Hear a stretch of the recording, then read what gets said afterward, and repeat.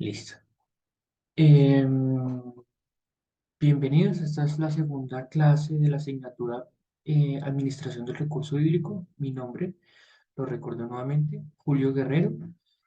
Em, ¿Me confirman por favor que me estén viendo y escuchando bien? Si son tan amables. Sí, señor. Listo, muchas gracias. Vamos entonces hoy a continuar con la segunda parte de la unidad número uno que habíamos iniciado la clase anterior. Compartir acá mi pantalla.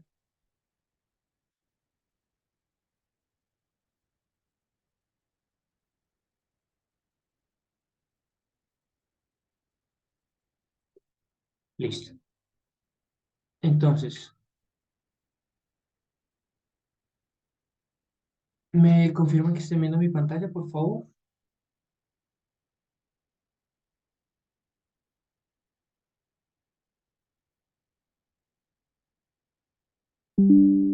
Sí, señor, se está compartiendo pantalla. Listo. Muchas gracias. Entonces, gracias, Cristian. Sí, señor. Muchas gracias también. Hoy la segunda clase. La clase anterior vimos hasta el tema del ciclo hidrológico, en donde veíamos, espera, está cargando, en donde veíamos los diferentes estados por los cuales el agua cambia de sólido, líquido, gaseoso, ¿sí? Los diferentes estados. Y veíamos también los procesos mediante los cuales el agua cambia en esos diferentes estados. Evaporación, condensación, sublimación, entre otros. Veíamos que el agua es el recurso más importante que tiene la humanidad para el desarrollo de sus actividades diarias, todas las actividades relacionadas con productividad y para las actividades humanas, pues como por ejemplo las actividades de aseo corporal o preparación de alimentos, por ejemplo. Vimos que el agua representa más o menos el 70% de la superficie del planeta terrestre y que hay una muy pequeña porción de ese 70% que es agua dulce, que es la que nos permite desarrollar la mayor parte de las tareas. ¿Listo? Hoy vamos a comenzar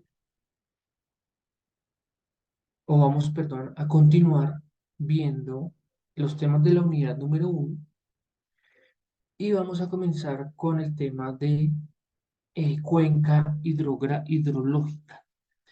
Es importante, como les comenté al inicio en la primera clase, que en esta asignatura tengamos mucha atención de los diferentes conceptos que vamos a ir adquiriendo clase a clase, porque a la medida que vamos adquiriendo esos conceptos los vamos a ir utilizando en el transcurso del semestre. Bueno, entonces, la primera pregunta que quiero que me ayuden, por favor, es, ¿ustedes qué entienden por la palabra cuenca?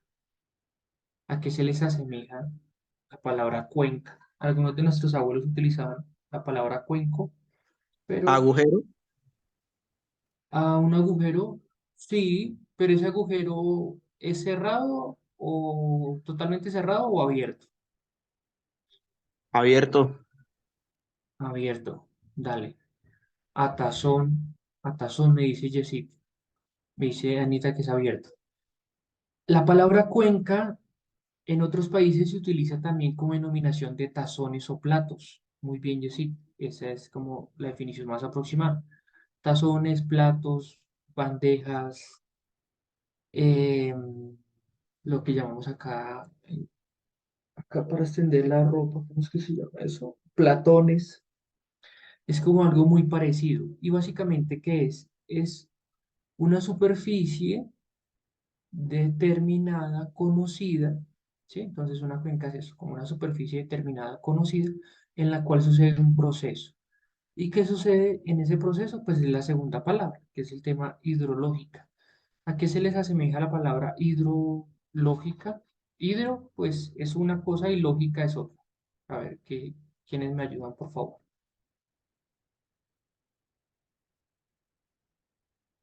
A ver, ¿a qué se les asemeja hidro?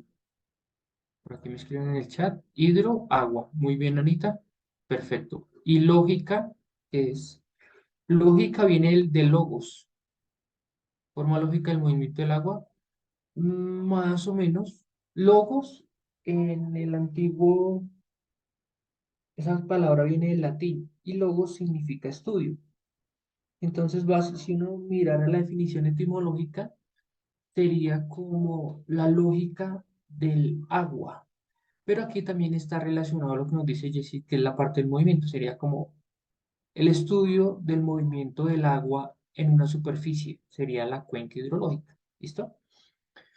Vamos a ver aquí aspectos muy generales de lo que es una cuenca hidrológica, pero que es importante que ustedes puedan identificar para las personas que tienen unidad productiva agropecuaria, a qué cuenca está, dentro de qué cuenca está localizada su unidad productiva.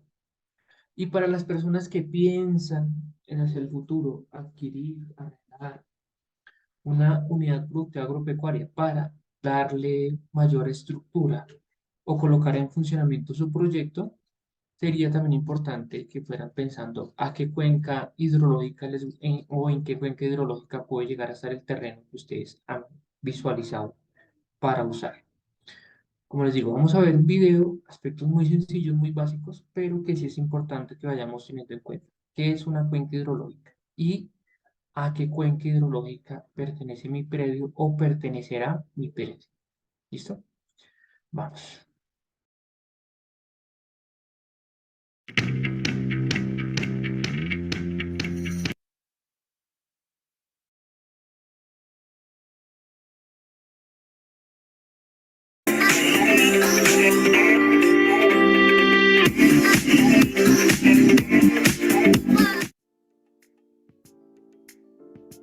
Para definir a la cuenca hidrológica es necesario tener en cuenta que a lo largo del tiempo ha recibido varias denominaciones. Ello lo podemos encontrar en diversos libros de hidrología, y entre estas denominaciones podemos citar a la cuenca hidrográfica, hoya hidrográfica y cuenca de drenaje, precisando que todas estas denominaciones hacen alusión a un mismo concepto, que es con la que nosotros trabajaremos de aquí en adelante, que es la cuenca hidrológica. En síntesis, podemos decir que la cuenca hidrológica es aquella área que contribuye a la escorrentía y que proporciona todo o parte del flujo hacia el cauce principal y sus tributarios, cuyo trayecto concurre a un punto de salida, es decir, las aguas que precipitan en dicha área se juntan mediante su sistema de drenaje, conocido también como tributarios, que son los ríos o quebradas, las cuales llevan el flujo de agua formando un solo curso de agua, conocido como cauce principal, la cual desemboca en un punto de salida tal como podemos ver en pantalla. Es importante resaltar que cada curso de agua tiene una cuenca bien definida, puede ser descargado a otras cuencas aledañas o directamente al mar. Lo que quiero decir es que en una cuenca hidrológica puede existir otras cuencas de menor tamaño. A ellas las suelen denominar con el nombre de subcuencas o microcuencas, y su identificación lo veremos más a detalle en un próximo video. Por el momento, solo hay que tener claro que una cuenca hidrológica puede contener a otras de menor área. Asimismo, con relación al punto de salida, existen dos tipos de cuencas: las endorreicas o cuencas cerradas y las exorreicas o cuencas abiertas. En las cuencas endorreicas, el punto de salida generalmente es un lago, es decir, no tiene una salida hacia el océano, mientras que en las cuencas exorreicas el punto de salida se localiza en los límites de la cuenca y a su vez la descarga se vierte en una corriente o en el océano. Y ojo que cuando menciono que se vierte en una corriente es porque en el caso de una subcuenca el flujo de agua se vertirá en el río principal de la cuenca que contiene a dicha subcuenca, Y de manera complementaria, es importante mencionar a la cuenca arreica, cuyas aguas no desembocan ni en mares ni lagos debido a que se evapora o terminan infiltrándose en el suelo hasta desaparecer. También debemos tener claro que el límite de una cuenca hidrológica no tiene por qué coincidir con una cuenca hidrológica subterránea. Asimismo, en algunos textos se menciona que una cuenca hidrológica drena toda el agua que recibe a un mismo punto de salida, lo cual es cierto en la medida que se asuma previamente que esta superficie de cuenca es impermeable. Esto se precisa para no generar confusión con las distintas definiciones que existen sobre la cuenca, ya que en la realidad parte de este flujo de agua se infiltra, otra se evapora, etc.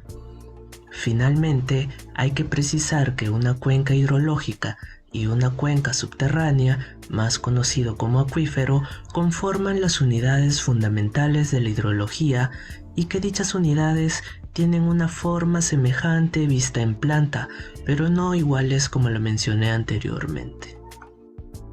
Gracias a las personas que se vienen sumando.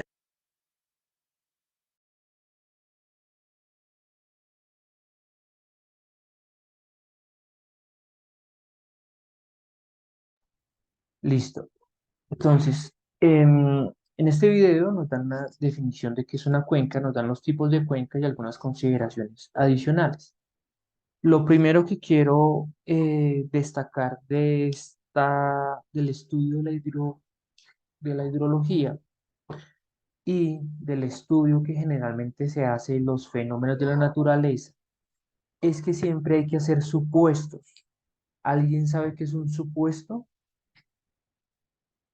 ¿Alguien ha escuchado ese término que hace referencia a la palabra supuestos?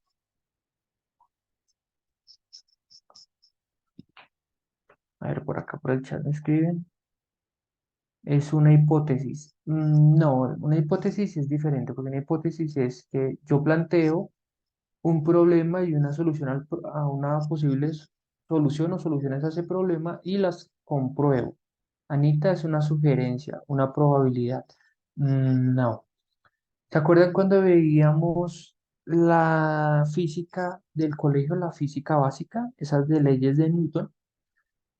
Lo que nos decían al inicio es que para poder explicar algunos fenómenos que suceden en la naturaleza, los seres humanos han decidido tener en cuenta algunas cosas y no tener en cuenta otras cosas. Es decir, que se supone, es decir, que supuestamente pasan algunas cosas de una forma y otras pasan de otra forma. O sea, como que miramos la realidad, pero no la miramos de la forma completa, sino solamente algunas partes, porque si la miráramos de forma completa sería muy difícil poder explicar los fenómenos naturales. ¿A qué me refiero con esto? Durante el video nos dijeron que para el estudio hidrológico se hacen suposiciones o se hacen supuestos.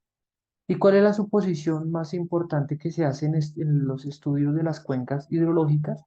Básicamente es que todo el agua que llueve sobre una superficie, sobre un área determinada, que por lo general las cuencas tienen un área irregular, o sea, es decir, no son figuras geométricas definidas, cuadrados, rectángulos, triángulos, pentágonos, polígonos, no. Tienen una figura como esta, que es una figura irregular. Y entonces la suposición que se hace es que el 100% de agua que llueve o que se precipita al suelo a través de la lluvia es en esa, se toma en esa área y el agua sale por un único punto de salida, ¿sí? Es decir, que aquí estamos suponiendo que no hay otras salidas en esa misma área y que adicionalmente no existe la infiltración del agua al subsuelo, que el 100% del agua que llueve en un área se escurre hacia un punto de salida. Eso en la realidad no es verdad. O sea, nosotros sabemos que parte del agua que llueve se escurre por los canales que tiene la finca, por los potreros, el sistema de drenaje natural, y otra se infiltra en el suelo, se infiltra en los cultivos, se infiltra en las pasturas, y eso también pues es una forma de riego natural. Pero que el 100% se escurra por el suelo y salga por un único punto, no es cierto, es una suposición, pero esa suposición es necesaria hacerla para poder hacer un modelo matemático que intente predecir o anticiparse a los fenómenos naturales que suceden por las lluvias en las cuencas. No sé si me hice entender. Si alguien no me entiende lo que acabo de explicar, por favor, indíquemelo y lo vuelvo a explicar. Es importante que tengan ustedes en cuenta. Para la, para intentar explicar fenómenos naturales hay que en determinado momento hacer supuestos, ¿listo? Suponer cosas. ¿Ok? ¿Alguien no me entiende esa parte? ¿Me confirman, por favor?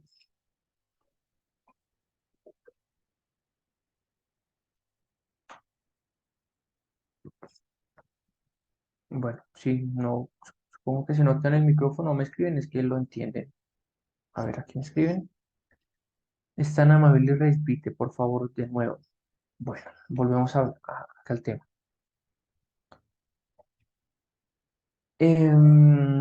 Prácticamente algo que no está afirmado con certeza. Una suposición es una verdad, pero no es una verdad absoluta, ¿sí? Una verdad absoluta sería, por ejemplo, que yo dijera que 2 más 2 es 4, por ejemplo, ¿sí? Un supuesto es que yo diga, para estudiar cómo se mueve, por ejemplo, un tornado, necesito hacer algún tipo de supuesto, por ejemplo, que la velocidad del tornado es constante, que la humedad relativa en el ambiente es constante, que las condiciones de en donde se mueve el tornado tienen alguna condición específica. Es decir, me toca suponer algo en ese estudio para poder analizar ese fenómeno natural. ¿Qué quiere decir esto? Los seres humanos, durante todo el desarrollo de la ciencia, han tenido que suponer cosas para poder estudiar fenómenos o acciones que se llevan a cabo en la naturaleza. No solamente fenómenos naturales, sino también comportamientos, comportamientos de los animales, comportamientos del ser humano, ¿sí?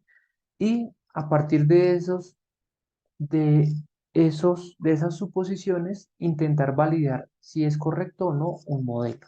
¿Listo? Entonces, para el tema de cuencas hidrográficas, la suposición que se hace son dos. Uno, que toda el agua que llueve en un área determinada se escurre o se mueve por la superficie del suelo y sale por un único punto. ¿Listo? Por un único punto. Esa es la primera suposición. Y la segunda es que todo el agua que llueve, al escurrirse por la superficie y salir por un único punto, no se infiltra. El proceso de infiltración en el suelo no existe. El ejemplo más práctico de esto es, por ejemplo, cuando llueve en una ciudad que no hay pastos, por ejemplo, sino solo hay concreto o hay asfalto. Entonces, todo el agua que llueve es recolectada por el drenaje de la tubería, por el drenaje de la ciudad y la llevan al desagüe principal, ¿sí? Entonces, ese es el supuesto que se hacen, esos dos supuestos son los que se hacen para poder estudiar las cuencas hidrográficas. Nosotros no vamos a hacer estudios de cuencas hidrográficas como tal, porque eso sería un curso completo, uno o dos cursos completos. Pero sí es importante que ustedes entiendan que para estudiar los fenómenos de la naturaleza hay que suponer cosas, ¿sí? Hay que idealmente imaginar que hay algunas cosas que pueden llegar a ser verdaderas, pero en la realidad no lo son. ¿Por qué digo que en la realidad no lo son? Porque cuando llueve en el campo, en sus unidades productivas, una parte del agua se escurre a través del drenaje natural y otra parte se infiltra en el suelo. ¿Listo?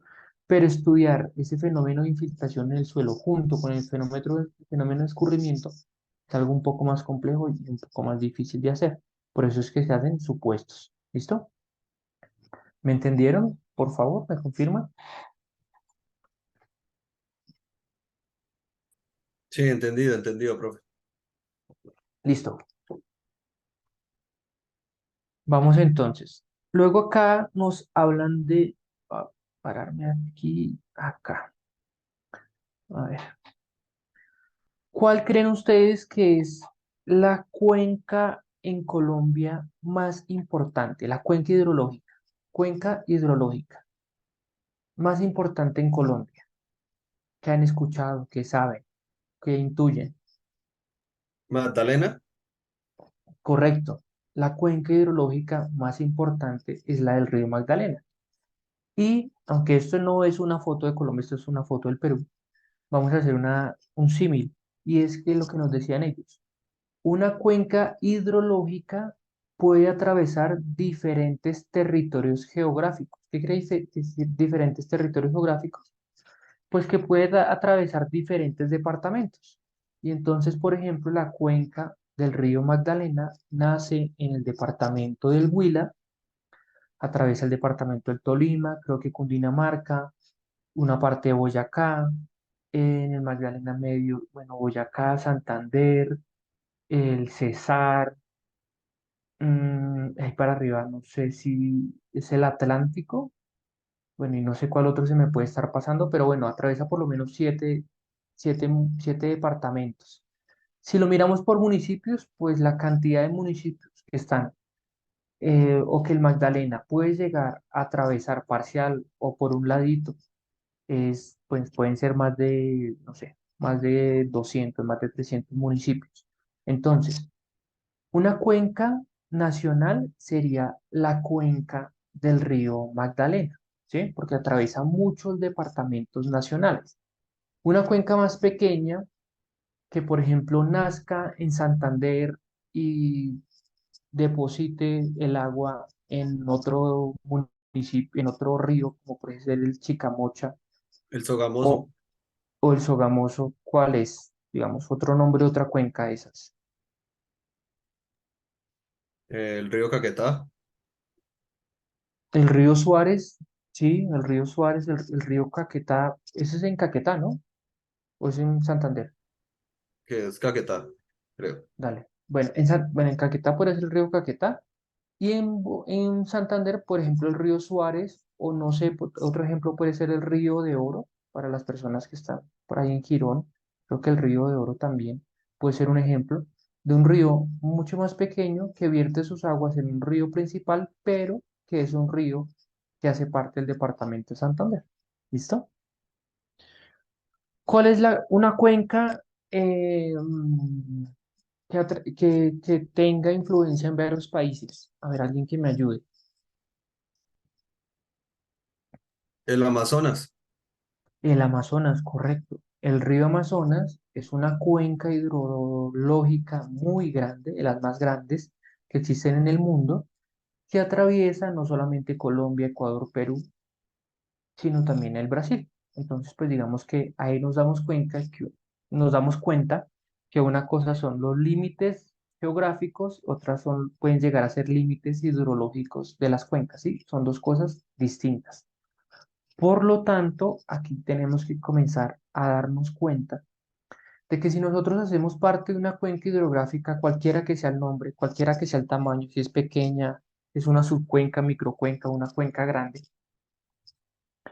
todo lo que hagamos nosotros en esa agua puede repercutir aguas abajo, porque el agua sigue su movimiento. Si yo contamino el agua, si yo la entrego en una muy mala calidad, pues esa agua luego va a ser pasada por otras manos o por uso de otros animales. Y entonces estamos causando un impacto negativo, pues, a nuestro planeta y a nuestra sociedad. Por eso, importante entender que la cuenca no solamente somos nosotros solo somos un usuario, un beneficiario de esa cuenca, pero que la cantidad de personas que pueden llegar a beneficiarse, por ejemplo, del río, del agua del río Magdalena, pues son millones de personas. Entonces es importante que aprendamos a cuidar el agua. ¿Listo? Ya para terminar con ese tema de las cuencas, importante los tipos que nos decían por acá que hay dos tipos, bueno, o son tres tipos. Una, que son las endorreicas, que generalmente terminan con una salida, que no terminan con una salida en el océano. Ellos hablan acá, por ejemplo, de una salida en un lago, ¿sí? Y básicamente cuando las cuencas terminan con una salida en un lago, no significa que el agua quede emposada o quede asentada eternamente en ese lago y no se mueva, porque si no, pues el agua se dañaría y comenzaría a tener olores muy fuertes. El agua se evapora, el agua se infiltra y el agua también le llega al lago por fuentes superficiales o subterráneas. Digamos que sigue habiendo un movimiento, pero no es un movimiento tan perceptible a los sentidos que en las cuencas exorreicas, que son las que vemos que mayor y que las que más existen en el mundo, y es que las aguas se mueven a través de cuerpos de agua libre, ríos, riachuelos, quebradas, ríos, eh, y ya hasta llegar al mar. Entonces, digamos que en estos dos tipos de cuenca, lo importante es tener claro que tenemos movimientos del agua. En estas dexorreicas son más evidentes que en las endorreicas. ¿Listo? Mm, Vamos aquí al final. Acá a ver si. Listo. Y acá, vamos aquí al final. Entonces, aquí es importante que ustedes tengan claro. En la realidad existen cuando llueve varios fenómenos. El primer fenómeno, una vez el agua es precipitada al suelo, es el escurrimiento superficial a través de los drenajes naturales. El segundo, la infiltración a través de las capas del subsuelo. El tercero es la evaporación. Y el cuarto es la transpiración que llevan a cabo las plantas. ¿Listo? Entonces, todos esos fenómenos, por lo general, estudiarlos como un conjunto es a veces difícil porque son muy diferentes en su concepción y le suceden a diferentes partes del lado o elementos de la naturaleza. Por lo tanto, se intentan estudiar de forma individual, ¿sí? Haciendo suposiciones. ¿Hasta acá alguna pregunta de cuencas hidrológicas?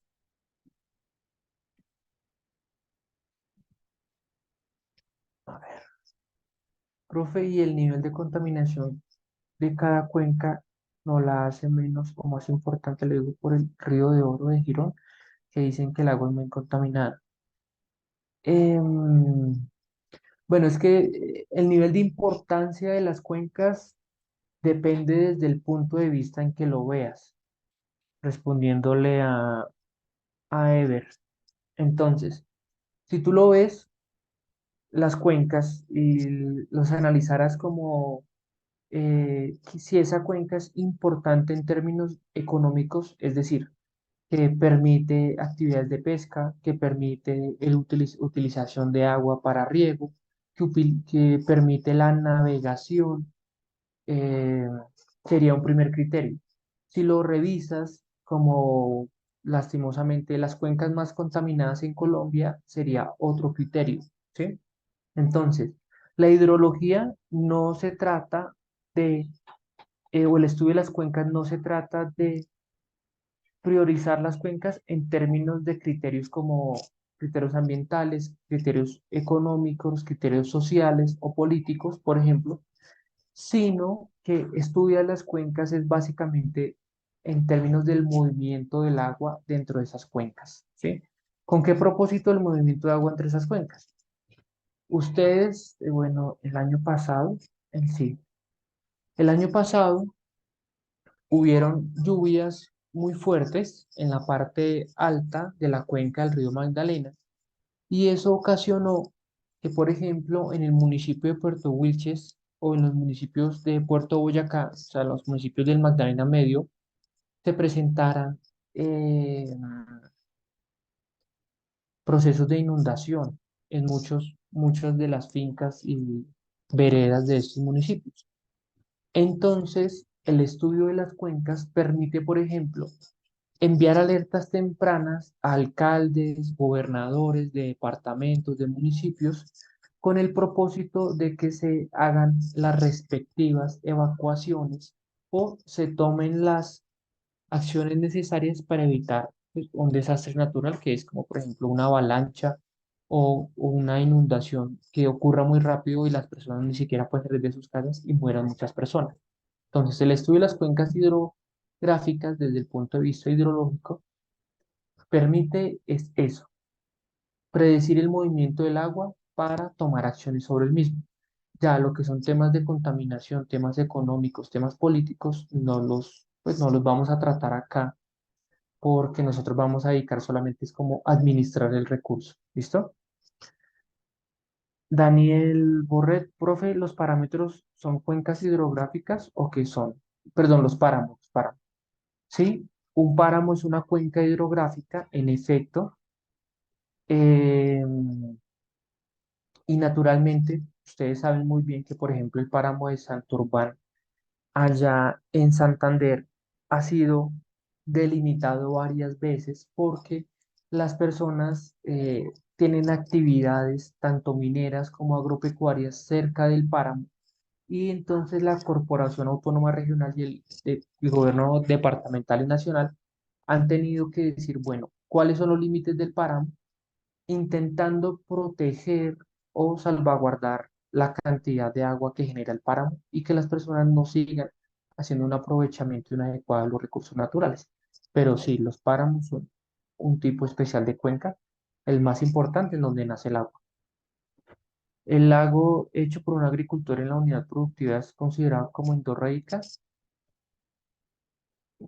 Pues generalmente las cuencas, cuando se habla de cuencas, son cuencas naturales. Digamos que la intervención del hombre pues es de hace 300 400 años hasta de antes hacia acá. Pero en determinado momento se podría considerar una micro cuenca endorreica si lo ves como tu finca. En determinado momento, para el estudio de ese tipo de estructuras, como puede ser un lago artificial, el estudio es mucho más sencillo porque se entiende que ese tipo de lagos no tiene infiltraciones. Al colocarle un plástico por debajo, se sobreentiende pues, que el agua no se escapa por debajo y entonces sencillamente el agua entra por la superficie y lo que se le saca, lo saca el agricultor a través de una motobomba o a través también de la gravedad. Entonces digamos que es mucho más sencillo hacer el análisis de esos lagos. Pero importante, existen fenómenos de cambios climáticos aducidos a construcciones hidráulicas muy grandes. Uno de ellos es, por ejemplo, la represa, yo creo que se llama Hidrosogamoso, la que acaban de construir, bueno, hace como unos años ahí entre Barranca Bermeja y Bucaramanga. La de Topocoro. Esa es la de Topocoro. Esa represa, algunos agricultores de Lebrija, Santander, han denunciado que con ocasión de la construcción de esa represa y la inundación de las áreas de la represa, les cambió el clima totalmente en Lebrija, que anteriormente las épocas de invierno eran unas y las épocas de verano eran otras, y que luego de la construcción de la represa el clima cambió. Eso lo que nos muestra es que las intervenciones del hombre en la naturaleza afectan el ciclo hidrológico. Entonces, naturalmente, cuando el lago es en una finca, pues digamos que la incidencia es muy, muy pequeña. Pero si ya hablamos de una represa como esa, de no sé qué hectáreas tendrá, pero pues es una represa gigante, el impacto es mayor y puede llegar a afectar no solamente a una vereda, sino a muchísimas veredas de municipios aledaños. Entonces, las, las obras humanas que ha hecho el hombre tienen un impacto indudablemente sobre la vida de las personas y sobre el clima. Entonces, eso también es importante relacionar. Vamos a continuar y vamos a ver algunas características físicas de la cuenca. ¿Listo? Para que tengamos más elementos para hablar un poquito de la cuenca. El tiempo, el periodo.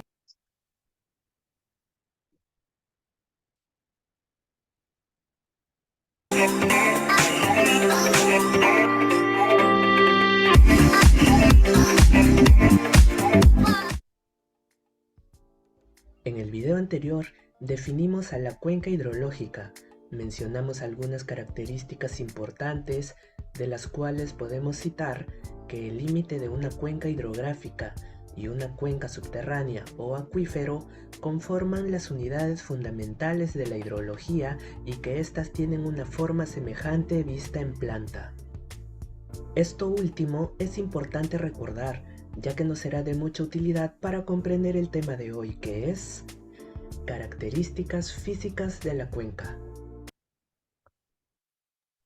Una aclaración, la vista en planta es cuando yo veo las cosas desde arriba. ¿Sí? Es como si tomara una foto aérea o utilizara Google Maps para ver las cosas desde arriba. ¿Listo? A eso se refieren con vista en planta.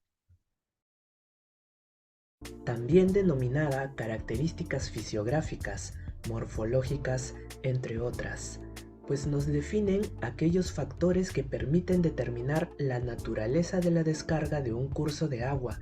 Conocer estas características es de suma importancia, ya que nos permitirá comparar cuencas hidrográficas, nos dará la facultad de poder interpretar fenómenos que sucedieron en el pasado, etc. Y bien, como primer punto, averigüemos en qué consiste el límite de la cuenca, pues está delimitada por una línea imaginaria conformada por los puntos de mayor nivel topográfico o cotas, conocido como divisoria, cuya función es la de dividir la precipitación que cae en cuencas aledañas, la cual al convertirse en escorrentía superficial son encaminadas gracias a su respectivo sistema fluvial o de drenaje hacia el cauce principal. Este concepto ya lo mencionamos en el video anterior, pero ahora lo veremos un poco más a fondo. También es importante mencionar que el límite de la cuenca solo corta el curso de agua en el punto de salida y que en el interior de la cuenca pueden existir puntos aislados con cotas superiores a los que conforman el límite de la cuenca. Para entenderlo mejor, si tu profe en clase te preguntara ¿el límite de una cuenca puede cortar algún curso de agua? La respuesta es sí. Esta línea imaginaria necesariamente atraviesa el punto de salida o río principal de la cuenca. Por otro lado, si te preguntara, ¿las cotas que conforman el límite de la cuenca son las más elevadas de toda la cuenca hidrográfica? Pues la respuesta es no necesariamente, ya que pueden existir puntos aislados con una cota superior a uno de los puntos que conforman el límite de la cuenca. Por otro lado, la cuenca está delimitada por dos tipos de divisorias de agua, un divisor topográfico o superficial y un divisor freático o subterráneo. El divisor topográfico es lo que conocemos como el límite de la cuenca, mientras que el divisor freático establece los límites de los depósitos de aguas subterráneas o acuíferos. Además, hay que tener presente que estos depósitos de agua subterránea forman parte del flujo base de la cuenca y, como mencionamos en el video anterior, el divisor topográfico y el freático no coinciden necesariamente. Esto también lo recordamos al inicio de este video. Es así que, debido a la complejidad que conlleva determinar cuál es la divisoria freática, ya que al no ser fijo, es decir, debido a las fluctuaciones del nivel freático con relación al tiempo, se considera que el área de la cuenca hidrográfica es aquella área delimitada por el divisor topográfico. En resumidas cuentas, cuando nosotros calculamos el área de una cuenca, estaremos hallando el área que forma la divisoria topográfica, mas no la freática.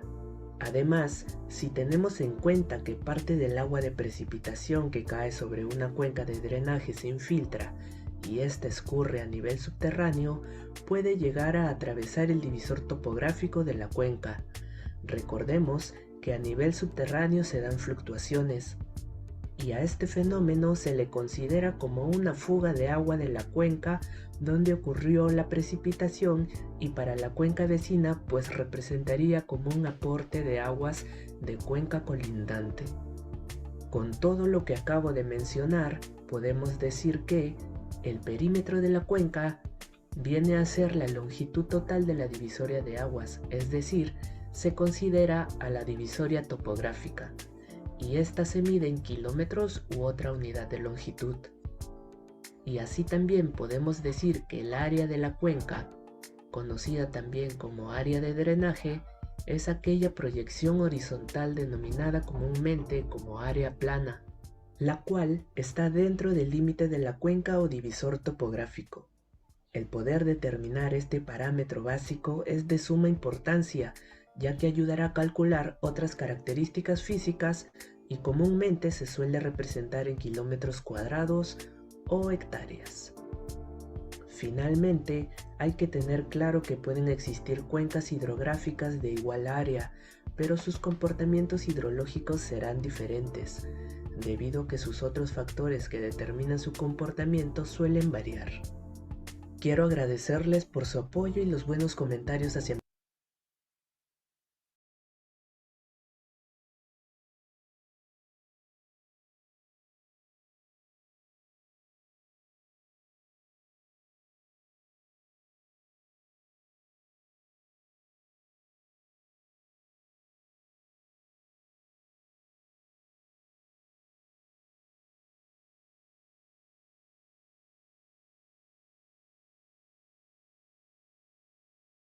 Cuáles son los mogones o los límites de la finca, y ojalá tener un plano de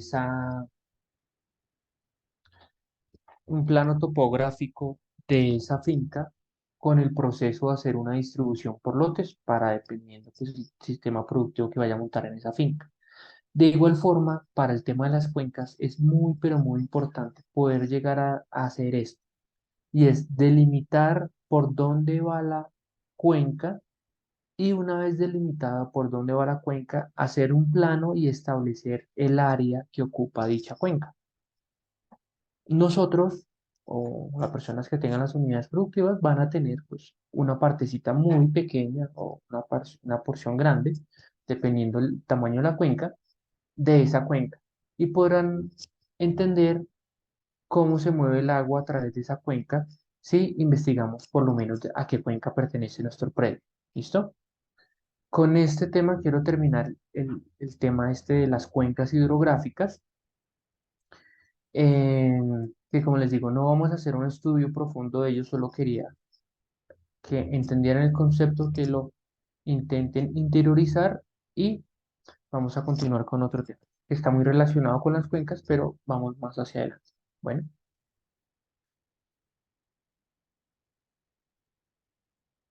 bueno, son las 11 de la mañana. Si quieren, tomemos 10 minutos de descanso. A las 11:10 volvemos.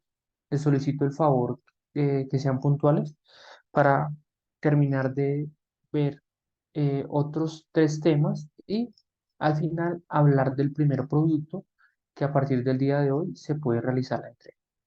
¿Listo, chicos? Ya nos vemos en 10 minutos entonces. Gracias. Listo, profe, bien, gracias.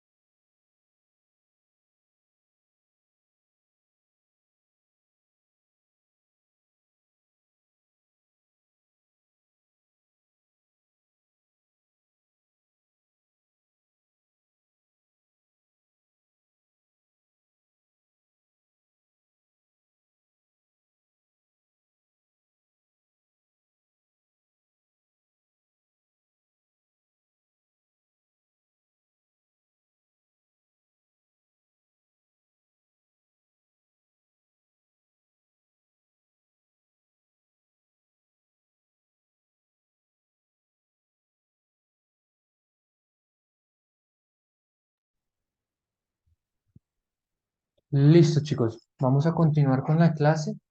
Vamos a ver otro concepto que es bien importante, sobre todo para el tema de ver cómo se mueve el agua en nuestras unidades productivas, y es el tema de las curvas de nivel. ¿Alguien por casualidad sabe qué es una curva de nivel? ¿Para qué sirve? ¿Qué representa? ¿Qué les permite a las personas en un mapa entender con esas curvas? ¿Me confirman, por favor?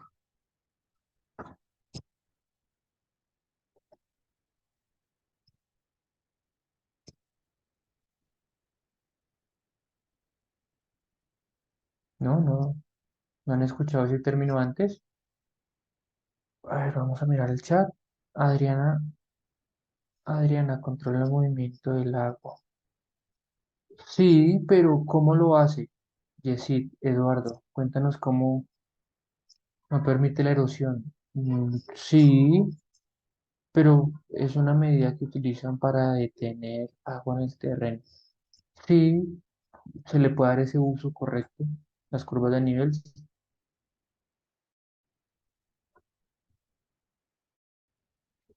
Bueno, voy a explicar entonces. Una curva de nivel básicamente lo que representa es las diferencias de altura que existen en un determinado espacio o en un determinado terreno, determinada finca, hacienda, unidad productiva. Generalmente, ¿dónde encontramos esas curvas de nivel? Las encontramos en un plano, ya sea topográfico o geográfico, de esa área, de esa finca, ¿sí? Entonces, también son utilizadas para llevar agua de un punto a un punto A a un punto B. Muy bien, listo. Perfecto. Pero para poder utilizar esas curvas de nivel, primero tenemos que tenerlas disponibles. Y entonces, las encontramos en planos topográficos o las encontramos en mapas geográficos. Generalmente los mapas geográficos están hechos a unas escalas muy grandes, y entonces cuando intentamos ubicar una finca de 3 hectáreas, 5 hectáreas, 10 hectáreas, pues se ve muy, muy pequeñito en esa escala el mapa, y casi pues que es como un puntico o una manchita, es muy, muy pequeño lo que se alcanza a ver. Por eso es importante que en nuestras unidades productivas agropecuarias, fincas, haciendas, tengamos planos de levantamiento topográfico del terreno. ¿Con qué propósito? No solamente para poder, por ejemplo, planear cuáles son los lotes que utilizamos, por ejemplo, para X o Y cultivo, en cuál lote puedo construir un establo, en cuál lote queda mejor la casa, en cuál lote puedo colocarle el tema de la ganadería, sino que adicionalmente ese plano nos permite ver las curvas de nivel y entender, de acuerdo con los números o nomenclatura de esas curvas, cuál es el punto más alto de la finca, cuáles son los puntos intermedios y cuál es el punto más bajo. Recordemos, chicos, que el agua se mueve de dónde a dónde, de los puntos bajos a los puntos altos o viceversa. ¿Cómo se mueve el agua? Viceversa. Correcto. De los puntos altos a los puntos medios y luego a los puntos bajos. ¿Listo? Si tenemos una finca muy plana, pero muy, muy plana, o sea que, mejor dicho, es como una mesa de billar, pues el agua es muy difícil que se mueva superficialmente y generan procesos de encharcamiento. Es decir, que hay algunos pedazos de la finca que se pueden llegar a anegar de agua porque la caída o las diferencias de nivel son muy, muy pequeñas. ¿Listo? Escribo, no sé qué significa los. Bueno, entonces, las curvas de nivel nos permiten identificar los puntos más altos, los puntos medios, los puntos bajos. Y de acuerdo con esos puntos y nuestra materia, nos permiten saber cómo se mueve el agua, de qué parte de la finca se mueve, hacia qué otra parte de la finca se mueve y por dónde puede drenar.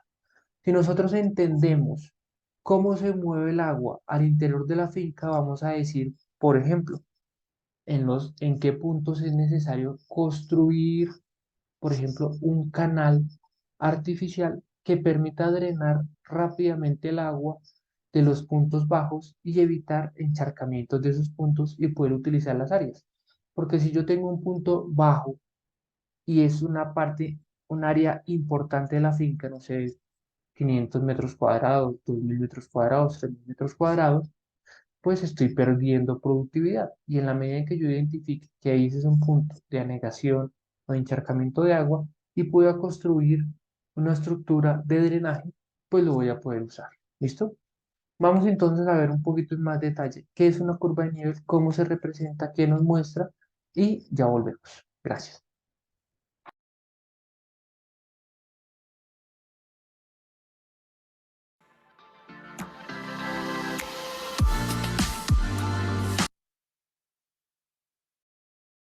Hola a todos, en esta oportunidad veremos cómo delimitar una cuenca hidrográfica en un plano o en un mapa impreso. Solo tenemos que una cuenca hidrográfica es aquella porción del territorio que está delimitada por la propia naturaleza. Espérame un segundito porque este es el video siguiente, pero no es el de la curva. Espérame un momentico, por favor.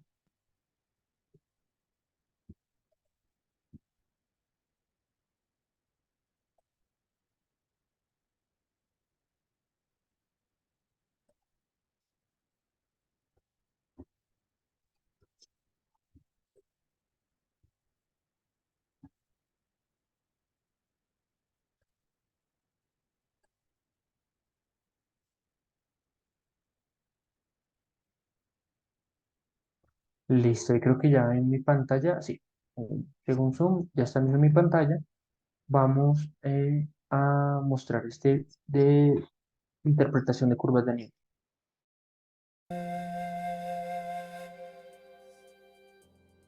Con este vídeo aprenderás cómo interpretar y utilizar las curvas de nivel en un mapa. Dicho de una manera más sencilla, estas curvas te permiten responder sin problemas y en cualquier punto del mapa a la pregunta ¿el terreno es llano o está en pendiente?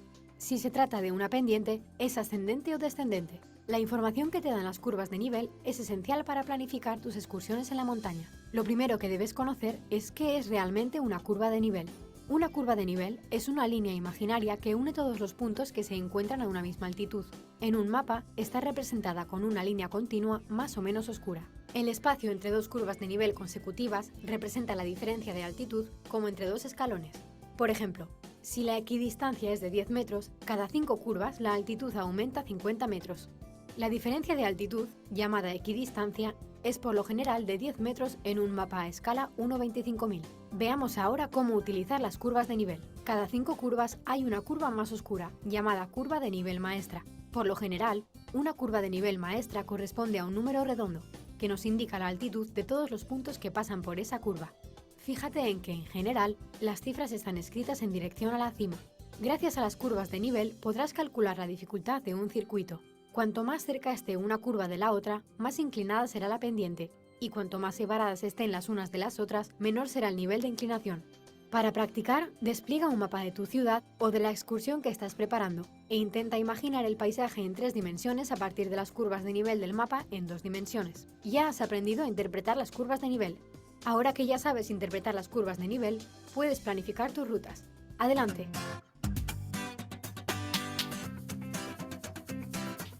Fíjate en que, en general, Bueno, voy a detenerme acá un momentico para utilizar pues esta parte del gráfico. A ver, acá. No, más adelante, más adelante. Acá, eso. Entonces mire que aquí nos hablan de la utilización de curvas de nivel en mapas geográficos para planear excursiones de campismo o de montañismo. Pero esto también nos sirve para el tema de la agricultura, porque en los planos topográficos de las fincas o unidades productivas tenemos esta información. Entonces, lo primero, una curva de nivel es una línea imaginaria que une puntos de una misma altura. ¿Listo? Entonces, si vemos por acá, dice un número 1827. ¿Eso qué es? Alguien que me ayude. Altitud, ¿Altitud respecto de qué? el nivel del mar, no. Correcto, sí señor, no lo dude, perfecto. Es la altitud sobre el nivel del mar o un punto diferente, pero en el mapa nos debe indicar. Si no lo indica, indica la altitud está tomada sobre referencia a la Mesa de los Santos, por ejemplo. Entonces uno toma la altitud con base en la altitud de la Mesa de los Santos. Si no lo indica, es la altitud sobre el nivel del mar. Entonces, mire, aquí nos dicen 1827 metros sería, por ejemplo, el nivel del mar. Y aquí en este costado se ve 2400. ¿Qué quiere decir esto? Que este punto es más alto de este punto. Pero entre este punto y este punto hay una separación mayor de las curvas. Y en el video nos decía que cuando las curvas están más separadas es porque el terreno es más plano. Si uno a simple vista ve estos dos valores, ¿qué puede notar de esta área de abajo? ¿Qué tipo de terreno es o cómo se Es llamaría más aquí abajo? plano. Tiene una inclinación menor. Exacto, pero ¿y esa inclinación menor estando entre dos montañas, cómo se llama? O entre dos cerros, que son montañas más pequeñas. Una meseta. Puede ser una meseta o se llamaría mejor un valle, ¿sí? Que es Ok. una zona plana dispuesta entre dos montañas o entre dos cerros de una altura mayor. Mira que acá lo que nos decían, y es importante recordarlo, cuando las curvas de nivel están muy seguidas, significan que la pendiente es bastante pronunciada. Separadas, pendiente baja. Importante también recordar, entre las curvas de nivel, imaginariamente existe la misma diferencia de altura, es decir, que de este punto a este punto es 10 metros, de este punto a este punto es 10 metros, ¿sí? O sea, esa es como una conclusión que se llega a partir de la información dispuesta. ¿Listo? Entonces, cuando vemos esto y pensamos en el movimiento del agua, pues decimos que básicamente cuando llueva en esta área, pues el agua va a escurrir del punto de mayor altura, 1827, al punto de menor altura, que sería el valle. ¿Listo? Igual en este aspecto, correría del punto 2400 hacia abajo del valle. ¿Listo? Para tenerlo claro. Estas curvas de nivel, de acuerdo con su ubicación, también nos permiten delimitar las cuencas. Recuerden que lo que veíamos hace unos videos atrás, que la delimitación de las cuencas se hace de acuerdo con los accidentes o los temas geográficos, es decir, las puntas de las montañas donde al llover el agua toma diferentes caminos de acuerdo pues con esa topografía. Entonces, las curvas de nivel nos permiten también llegar a esas conclusiones. ¿Listo? Este es un repaso básico de qué es una curva de nivel. Sencillamente lo que le digo es un concepto que vamos a utilizar para poder identificar cómo se mueve el agua en nuestras unidades productivas agropecuarias. ¿Listo? Listo.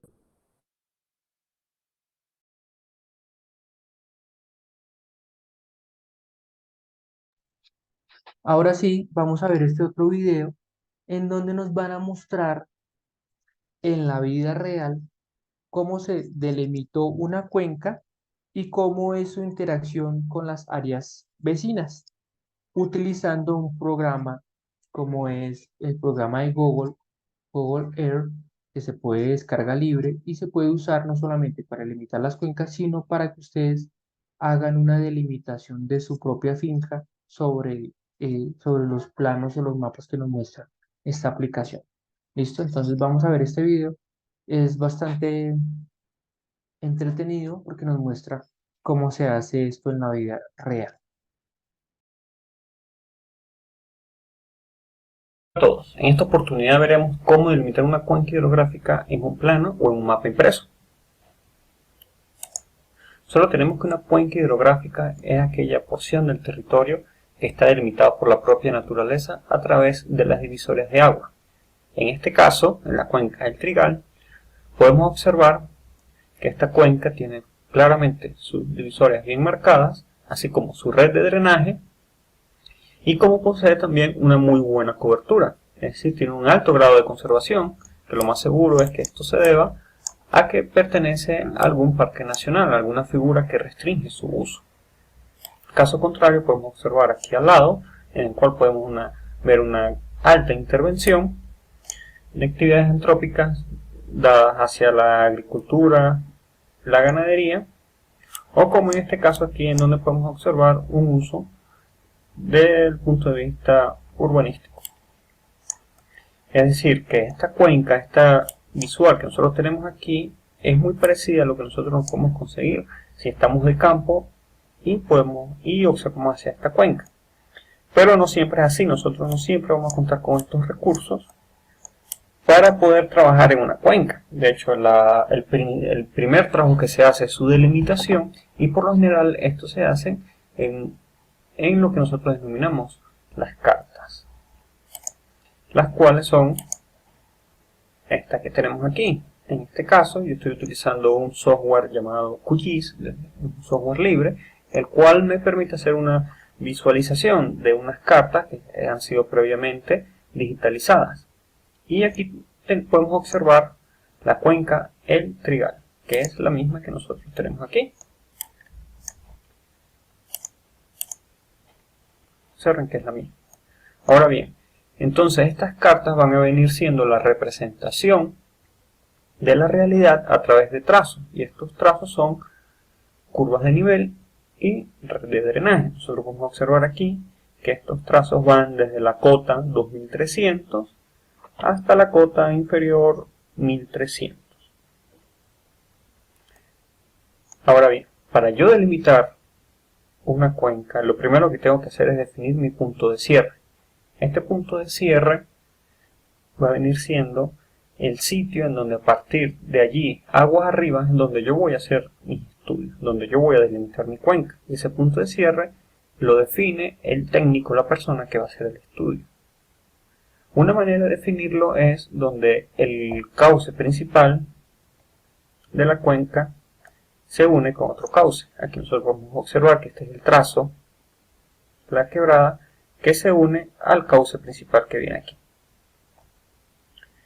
Ahora bien, yo también puedo definir otros tipos de punto de cierre a lo largo del cauce, como es por ejemplo para yo colocar un dique, para yo colocar un puente, para yo colocar obras de control de torrente, para yo colocar una toma de agua para servicio potable o para agua para riego. Es decir que, como ya dije anteriormente, va a depender del técnico, de la persona que va a realizar el estudio. En este caso, con fines de ejercicio, nosotros vamos a tomar el punto de cierre aquí, en donde el cauce de la quebrada del Tigral se une con este cauce que viene aquí bajando. Entonces, ya definido este punto, yo procedo ahora entonces a marcar mi red de drenaje. Entonces empiezo a marcar.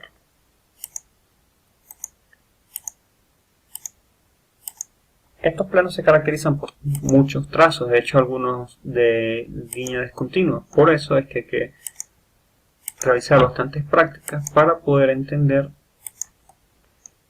estas cartas. Sin embargo, ya para este nivel del estudio de manejo de cuencas se tuvo que haber visto anteriormente asignaturas como topografía, cartografía, los cuales ayudan a entender estos planos.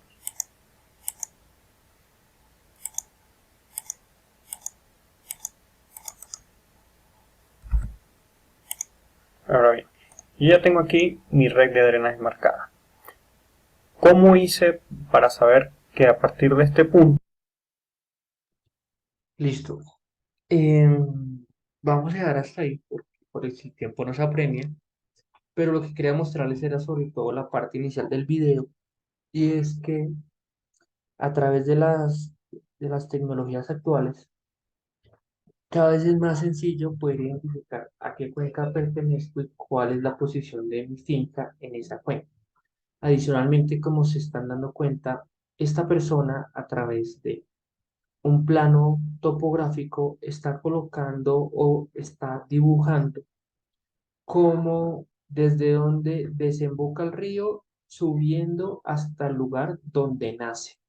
Es decir, todo el cauce, todo el recorrido que hace el río eh, atravesando pues la cuenca. ¿Listo? Vamos a dejar hasta acá el tema de curvas de nivel, de cuencas hidrográficas. Espero que les parezca interesante, espero que puedan hacer esa ubicación de a qué cuenca pertenece su unidad productiva y el área, ojalá, o por lo menos ubicar su unidad productiva dentro de esa cuenca, con el propósito pues de conocer mucho más de dónde están ubicados. ¿Listo? Vamos a continuar viendo un tema bien importante. Y es que en algunas personas, por situaciones ajenas a ellos mismos, están ubicados en zonas en donde no pueden tener acceso a agua, acceso, por ejemplo, a un acueducto veredal, acceso, por ejemplo, a grandes cantidades de lluvia, de precipitación. Y eso los lleva a tener que desarrollar metodologías para recolectar el agua. Entonces, dentro de esa recolección de agua, estoy- dentro de esas metodologías de recolección de agua, existe una que se llama cultivo y cosecha de agua. ¿Listo? Aquí nos van a explicar qué es, pero importante, chicos, que ustedes caigan en la cuenta de que cada uno de sus proyectos, por más relacionados o poco relacionados que se encuentren con la agricultura, necesitan agua. En semestres anteriores he tenido estudiantes que tienen, por ejemplo, proyectos de eh, diseño y creación de una app para X o Y cosas relacionadas con el campo. Entonces ellos me dicen, profe, lo que pasa es que pues yo no necesito agua porque no tengo animales, no tengo cultivos, sencillamente pues tengo una app. Pero entonces tienen que ustedes tener en consideración que así sea para hacer trabajo de oficina. En las oficinas pues también se usan los baños, se usa el tema de la cafetería y eso es el uso y la administración del recurso hídrico. Hay otros proyectos que están, por ejemplo, relacionados con la fabricación de productos, yogures, conservas, dulces, mermeladas, arequipes, bebidas alcohólicas, jugos, bueno, todo este tipo de productos. em, También, digamos, los bloques nutricionales, bueno, todo lo que sea un producto elaborado o manufacturado. También durante su proceso de elaboración requieren agua. ¿Listo? Entonces, profe, que es que pues yo voy a elaborar una conserva, pero pues ahí casi no uso agua. Entonces, generalmente les pregunto, ¿por qué dice usted que casi no usa? ¿Tiene identificado cuáles son las etapas del proceso? ¿Cuánta agua requieren cada una de las etapas? Generalmente las personas no tienen aún eso bien definido. Y entonces, el primer llamado de atención es, chicos, si van a elaborar un producto, si van a prestar un servicio, si van a tener un cultivo, importante tener presente cuánta agua vamos a gastar. En este curso lo vamos a ver. Es importante que ustedes lo puedan comenzar a visualizar desde un inicio para que cuando estemos viendo los temas en las siguientes unidades puedan, si tienen, exponer sus preguntas al respecto y podamos avanzar mucho más y digamos que las asesorías de proyecto y las actividades prácticas sean mucho más constructivas porque van a atender sus necesidades, específicamente los proyectos. Listo. Vamos a ver este tema de cultivo y cosecha de agua. Y se formó la ahorradera. Centenero confirmó 30 años, cumpleaños con bailar.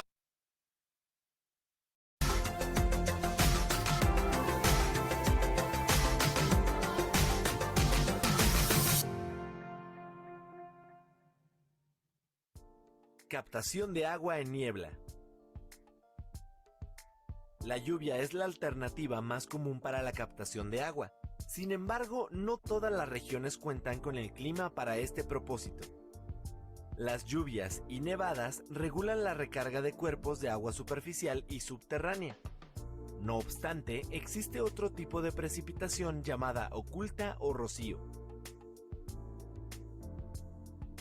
El rocío es el resultado de la condensación del agua en el ambiente, debido a un cambio brusco de temperatura, el cual ocurre durante la noche.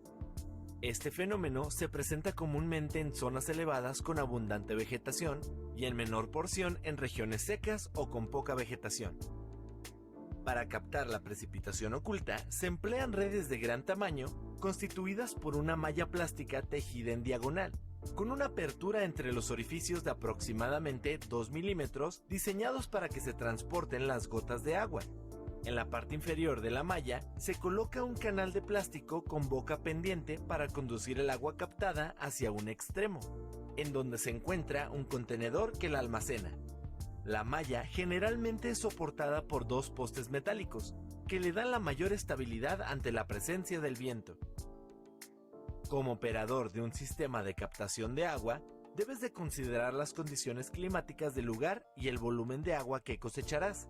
De esta forma, podrás elegir el sistema con mayor producción de agua.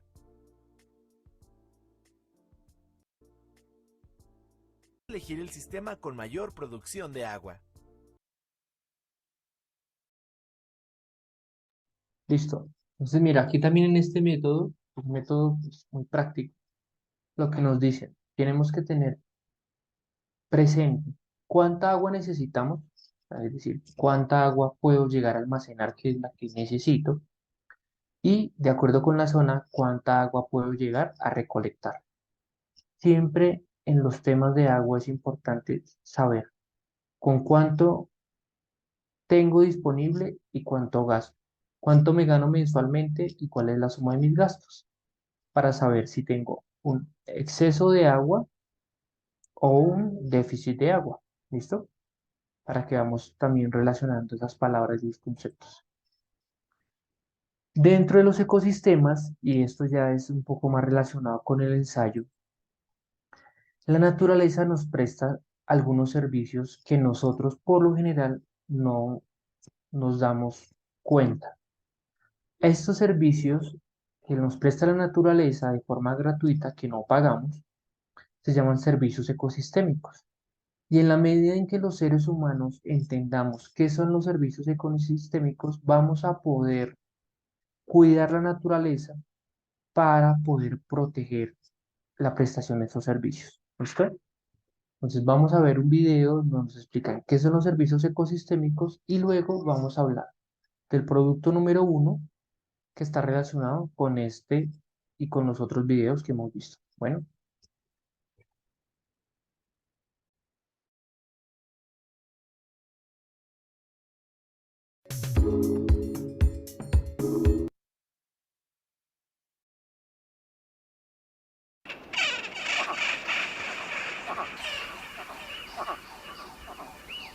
El gigante universo biológico es una compleja red de interacciones y procesos entre seres vivos, suelo, aire, agua y el paisaje en su totalidad. Todos estos elementos constituyen los ecosistemas, que otorgan beneficios irreemplazables para la humanidad y el resto de la biodiversidad. Estos beneficios los denominamos servicios ecosistémicos e influyen en nuestras vidas de diversas maneras. Los servicios de abastecimiento son los más directos y tangibles. Los podemos encontrar fácilmente a nuestro alrededor. De los ecosistemas extraemos recursos para construir y fabricar todo tipo de materiales, objetos y tecnologías. Además, extraemos gran parte de lo que comemos y las materias primas para el desarrollo de medicinas y otros químicos. Otros servicios son la regulación de procesos naturales, como la polinización, la regulación del clima y los ciclos de nutrientes. Los ecosistemas nos protegen contra desastres naturales, regulan la temperatura local, purifican el agua y el aire. Los servicios ecosistémicos proporcionan las bases para el desarrollo de nuestras culturas. Los únicos y espectaculares escenarios que proporcionan nuestros ecosistemas generan identidad a sus habitantes, inspiran a los creadores locales y son fundamentales para la existencia de iniciativas turísticas que contribuyen de manera importante a la economía del país. Todos estos servicios son posibles gracias a procesos de mayor escala que los sustentan. Por ejemplo, gracias a la acción de miles de organismos, se forman suelos fértiles, esenciales para cultivar nuestros alimentos y para la salud de los ecosistemas nativos. Estos ecosistemas, a su vez, contribuyen en la calidad de muchos productos. Los seres humanos estamos en permanente interacción con ellos, y al modificar alguno de sus componentes, podemos generar un impacto en toda la red. Estos servicios son irreemplazables, incluso con tecnología. Su valor económico sería altísimo, y perderlos nos pondría en grave riesgo. El bienestar de los ecosistemas es fundamental para asegurar nuestro acceso a todos estos servicios. Conocer y preservar nuestra biodiversidad es valorar y proteger nuestra propia existencia.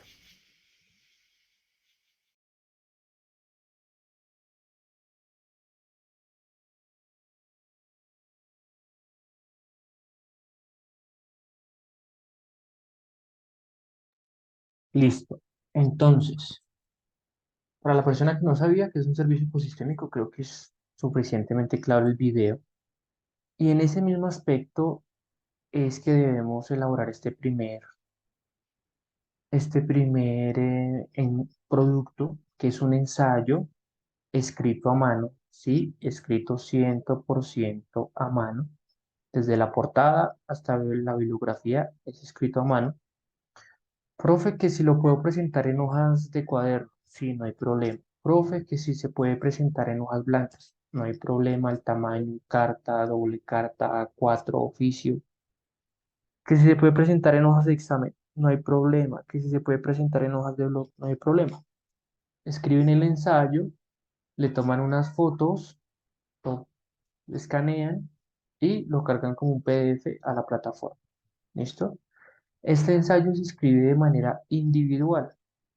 Profe, que yo hago parte de un CIPA y pues todos mis compañeros tenemos el mismo proyecto, que si podemos hacer un ensayo para todos. La respuesta es no. El ensayo es individual, teniendo en consideración que cada uno de ustedes puede buscar argumentos diferentes y a partir de esa argumentación desarrollar las ideas y al final concluir respecto a esos argumentos. Por lo tanto, es individual. Importante recordar que el plazo inicia hoy, 26 de agosto. La fecha ordinaria es hasta el 5 de septiembre a las 23:59 y la fecha extraordinaria hasta el 8 de septiembre en la misma hora. ¿Cuáles son las partes del ensayo? Pues aquí están descritas una portada, un título, una introducción, un cuerpo o desarrollo, conclusiones y referencias o bibliografía. ¿Cuál es el tema del ensayo? ¿De qué deben escribir? Pues básicamente es el ecosistema en la finca. ¿Cómo entiende el ecosistema de su finca? ¿Cuáles son los bienes y servicios ambientales que le presta? ¿Cómo se está explotando su UPA y cómo se puede proteger su unidad productiva agropecuaria con actividades sostenibles? Profe, yo no tengo UPA, no tengo unidad productiva agropecuaria. Listo, pues entonces visualice cuál debería ser su unidad productiva agropecuaria, visualice cuáles son los bienes y servicios que le debería prestar esa unidad productiva agropecuaria para el correcto desarrollo de su proyecto. ¿Listo?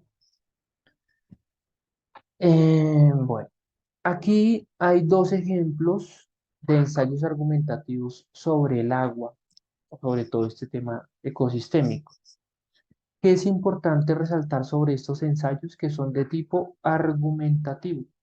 ¿Qué es un ensayo argumentativo? Pues básicamente es un ensayo, es un escrito en donde el autor busca información sobre un tema y a partir de esa información construye ideas nuevas que le permiten dar su opinión respecto de algo. ¿Qué quiere decir esto? Por ejemplo, si yo quiero hablar, mi UPA tiene el tema de una granja de abejas, polinización. Yo puedo hablar qué es la polinización, puedo investigar cuál es el efecto de la polinización sobre el medio ambiente. Y a partir de esa búsqueda de información que yo haga, puedo comenzar a escribir como, según tal autor, en el año tal, identifica que las abejas o la polinización ayuda o permite al mejoramiento de la floración del cultivo del árbol de limón en tanto por ciento y que por lo tanto genera un mayor rendimiento por hectárea. A partir de ese tipo de argumentos, yo puedo decir si estoy de acuerdo, si no estoy de acuerdo, si esa información es relevante para mi proyecto, si no lo es, ¿sí? Puedo dar mi opinión. Cosa distinta son los ensayos de opinión en donde sencillamente las personas colocan un tema central y comienzan a hablar y esbozar argumentos que ellos mismos están sacando sin tener argumentos externos. ¿Listo? Entonces, importante. La idea es que puedan leer un ensayo como este, son ensayos cortos, muy cortos, para que puedan darse cuenta de cómo se escribe un ensayo argumentativo y a partir de los ejemplos puedan elaborar su propio ensayo. ¿Listo? ¿Alguien tiene alguna pregunta, alguna duda? O sea, el ensayo que tenemos que realizar debe ser argumentativo. Correcto, de tipo argumentativo. Si me escriben ensayos de opinión, yo opino desde la primera hoja, no colocan ningún argumento, la bibliografía es cero, pues la calificación va a ser muy baja porque se repite, es un ensayo argumentativo. Deben hacer una consulta bibliográfica antes de escribir el ensayo para poder tomar argumentos y presentar esos argumentos en el escrito. Listo, listo, profe. Dale. ¿Alguien más tiene alguna pregunta?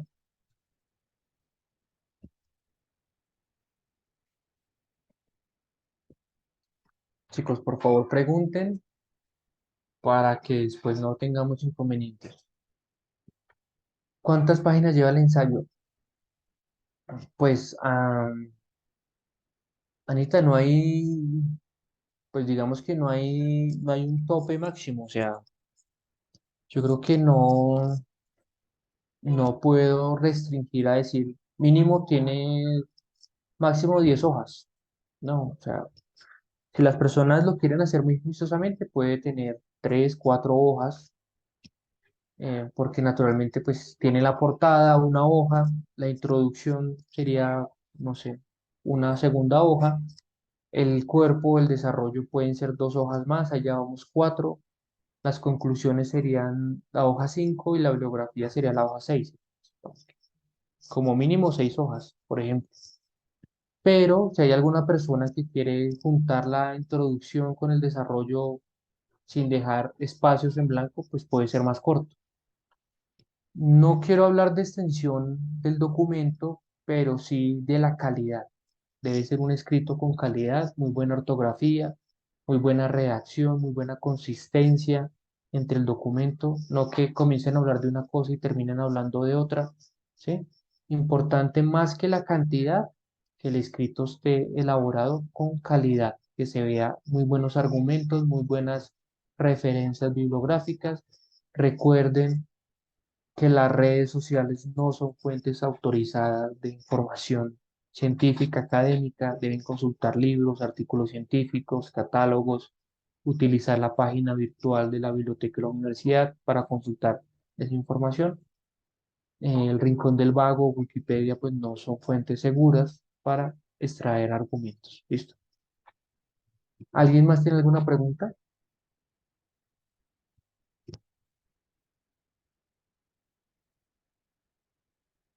Profe, ¿hay alguna fuente que nos recomiende?